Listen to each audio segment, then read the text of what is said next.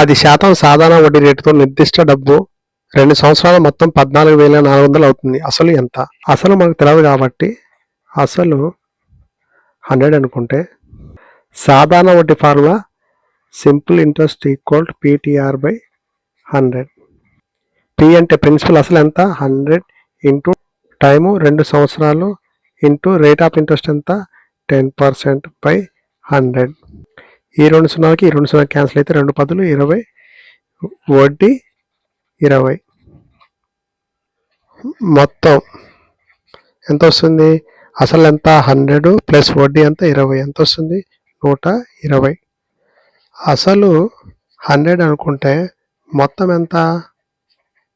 120. ఇక్కడ మొత్తం ఎంత ఇచ్చాడు? 14,400. ఎంత ఉంటే మనకి 14,400 అవుతుంది? 120 ఇంటూ 120 ఎంత అవుతుంది? 14,400. 100 ఇంటూ 100 ఇంటూ 120 ఇది ఎంత వస్తుంది? 12,000. So answer 12,000.